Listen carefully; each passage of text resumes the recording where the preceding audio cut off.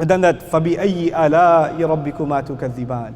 What favors of Allah are you still willing to be ungrateful for? What more do you want to deny? What more of the awesome things Allah wants to do for you are you willing to just ignore? And then finally, this is one of the most incredible scenes of Judgment Day recorded in the entire Quran. And in order to understand this scene, I'm going to paint another scene for you, maybe something that's easier for you to understand. You have sometimes in movies, astaghfirullah, you have sometimes in movies cops chasing a criminal. Right? The cop's running after a criminal. And the criminal is running away, he's jumping over fences, and he's like climbing over trash cans and things like that, and he's just running.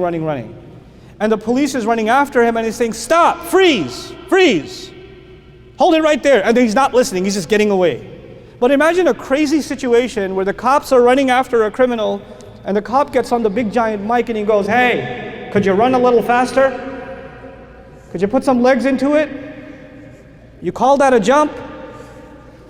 Why would police officers do that? The only reason the police would do that is they know he's already surrounded.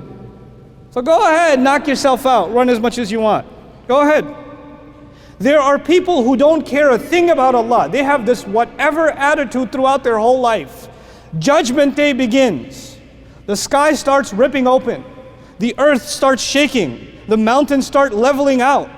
Things are going nuts on this planet, and they realize they are now going to stand trial in front of Allah. So they decide to run for it. They think they can run away from Allah. And human beings, we only have the capability of running around on the earth. Jinns have the capability of flying. So the jinns that were criminals on the earth, they think they can just fly away and get out of this trouble. Get away from it. In another scene, Allah describes كَأَنَّهُمْ حُمُرٌ مُسْتَنْفِرَةٌ فَرَّتْ مِنْ قَسْوَرَةٍ. Like mules that are running away from a lion. You know, like animals that are eating their food and a lion comes and they just make a run for it. Or birds that fly off, you know. They're going to try and do that, but what does Allah say? Ya ma'shar al-jinni wal-ins. Gathering, an announcement is made across the planet. Gatherings of jinns and human beings. In istata'tum, if you are capable, an tanfudhu min aqtari samawati wal-ard, fanfudhu. If you want to cross beyond the boundaries of the skies and the earth, go ahead. Run if you want. Go ahead and run. See how far you get. La tanfudhuna illa bisultan. You're not going anywhere except with the proper authorization, without the proper authority. You're not going nowhere. That's the scene described on Judgment Day.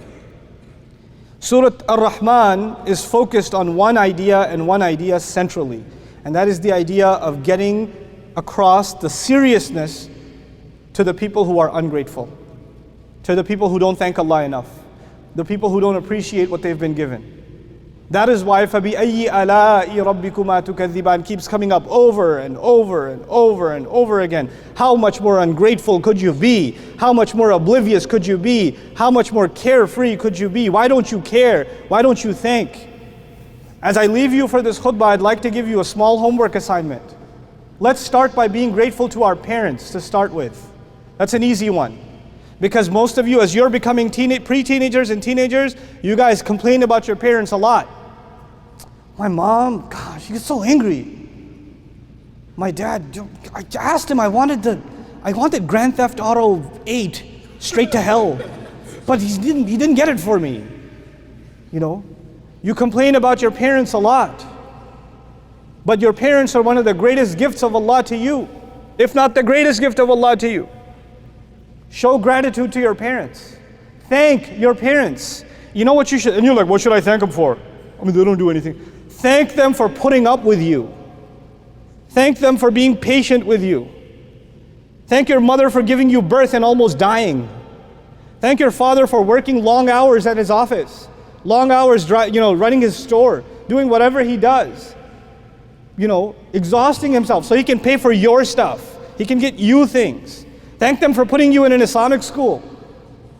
That's not a small thing that your parents have put you in this school. That's not a small gift from them to you.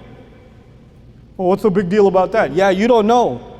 You don't know. There are kids that lose their Islam in school.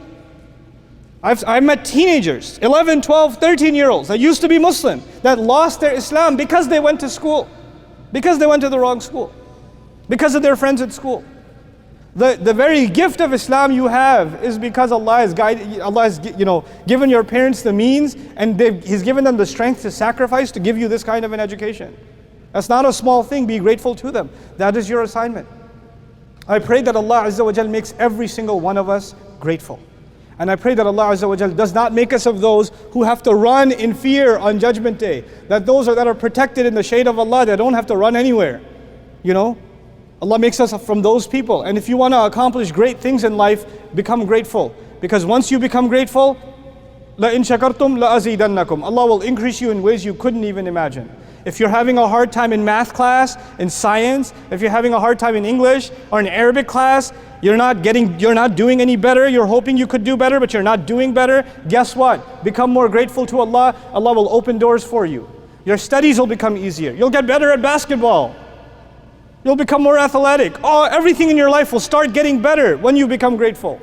When you become grateful. So I pray that Allah makes you grateful young people that are an example for others all over the world, and especially all over this city. Barakallahu li wa lakum. Wassalamu alaikum wa rahmatullahi wa barakatuh.